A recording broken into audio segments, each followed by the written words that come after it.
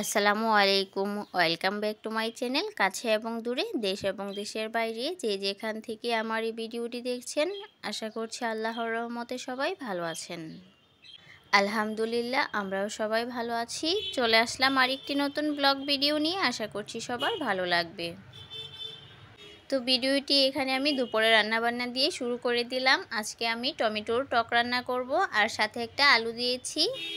তো এখানে আমি পেঁয়াজ, মরিচ, তারপরে হচ্ছে সামান্য পরিমাণ হলুদ, তার পরিমাণ মতো লবণ দিয়ে পানি দিয়ে আর কি টকটা বসিয়ে দিয়েছি। আর এখানে আমি চিংড়ি মাছ দিয়ে বেগুন ভাজি করব। তো এখানে বেগুন ভাজিটাকেও করে নিচ্ছি মশলার সাথে ভালোভাবে। মাছটাকে একটু ভেজে নিব। মাছটা একটু কষিয়ে নিয়ে তারপর আমি এখানে বেগুনগুলো দিয়ে দিব। চিংড়ি মাছ দিয়ে বেগুন দিয়ে খেতে আমার অনেক বেশি ভালো লাগে। আর বরাবরের মতো বেগুন ভাজি বা বেগুনের যে কোনো তরকারি আমার অনেক বেশি পছন্দের। এই তো এখানে আমি বেগুনগুলো দিয়ে দিয়েছি। বেগুনগুলো একটু বেশি ছোট করে ফেলেছি, যার জন্য আর কি একদম খুলে খুলে গিয়েছে। তারপর এই তো টকটা প্রায় গলে গিয়েছে। তো আমি এখানে ডালঘুটনি দিয়ে আর কি ভালোভাবে মিশিয়ে নিয়েছি। তারপর এখানে ধনেপাতা আর রসুন দিয়ে থেতো করে তারপর টকের সাথে দিয়ে দিয়েছি। আমি এখানে আজকে আর বাগার দিইনি। তো এইভাবে রান্না করে খেতেও অনেক বেশি ভালো লাগে। তারপর আমার বেগুন ভাজিটাও হয়ে গিয়েছে। এই ছিল আর কি দুপুরের রান্না বান্না। তারপর ঘুমিয়েছিলাম বিকালের দিকে, আর এইটুকু ছিল আর কি রাত্রের ভিডিও।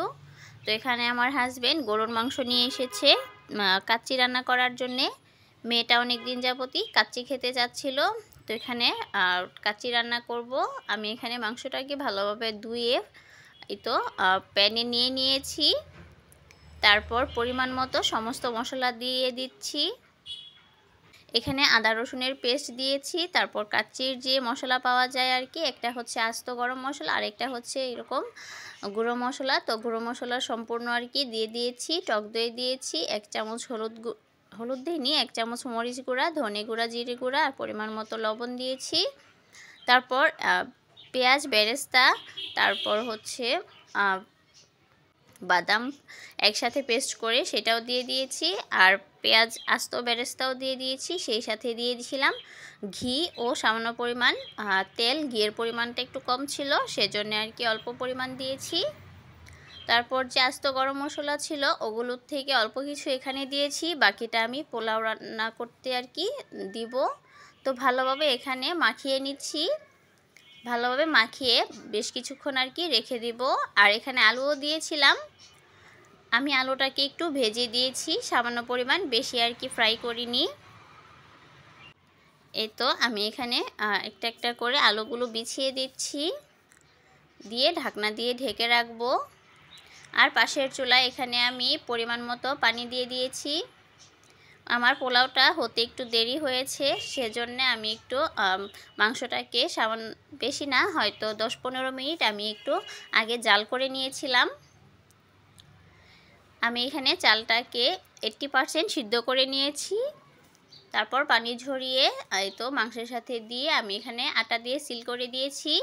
আসলে রান্নার পরে না আমার আর ভিডিও করতে মনে ছিল না, খাওয়ার পরে মনে হয়েছে যে আমি তো ভিডিও করিনি, সেজন্য আর কি একটু শেয়ার করলাম। আলহামদুলিল্লাহ অনেক বেশি ভালো লেগেছিল। তারপর চলে আসছি পরদিন সকাল থেকে আর কি। তো এখানে সকালের নাস্তায় আমি এখানে পাউরুটি টোস্ট করে নিচ্ছি আর ডিম পোস্ট করে নিয়েছি সকালের নাস্তার জন্যে। তো সকালের নাস্তা খেয়েও সামান্য পরিমাণ রান্নাবান্নার কাজ রয়েছে। আর রাতে যে রান্না করেছি তো দেখতেই পাচ্ছেন কি অগোছালো হয়ে আছে। তো নাস্তা খেয়ে নিই, তারপর ওগুলো আর কি পরিষ্কার করব। এই তো তারপর একটু আরাম করে চা খেয়ে নিচ্ছি। চা খেলে মনে হয় অনেকটা ক্লান্তি দূর হয়ে যায়। আমি অনেকক্ষণ যাবৎ কাজ করতে পারি, যেহেতু দুপুরে রান্নাবান্না শেষ হতে দেরি হয়, প্লাস খাবার খেতে আসরের আজান দিয়ে দেয় আর কি, সেই জন্যে চাটা খেয়ে নিলে তেমন খারাপ লাগে না। তারপর নাস্তা খেয়ে সব কিছু পরিষ্কার করে নিয়েছি। এখানে আমি রান্না করব খাসির মাথা দিয়ে আর কি বুটের ডাল। তো এটাও রান্না করার পর না আর ভিডিও করতে মনে ছিল না, আর বাচ্চারাও বিরক্ত করে, ফোন নিয়ে চলে যেতে চায়, সেজন্য আর কি আর ভিডিও করা হয় না। তারপর আমার বোন এখানে দুপুরে একটা পুডিংও তৈরি করেছিল। বিকেলের দিকে আমরা পুডিংটা খেয়ে নিয়েছি।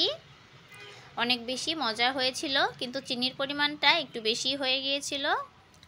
তারপর রাতের দিকে আমার ননদ বলছিল ওকে পুডিং বানিয়ে দিতে, অনেকদিন যাবতই বলছিল, তো সময় করে আর হয়ে উঠছিল না। তো আজকে এখানে পুডিং বানাবো। তো এখানে 1 কেজি দুধ দিয়েছি, 9টা ডিম দিয়েছি। তার এগুলো দিয়ে আর কি আমি 2টা পুডিং তৈরি করেছি, একটা একটু বড় সাইজ আর একটা একটু ছোট সাইজ। এই তো আমাদেরটা আমি খেয়ে নিয়েছিলাম, আর এটা ছিল ওর জন্যে পাঠানো আর কি পুডিংটা।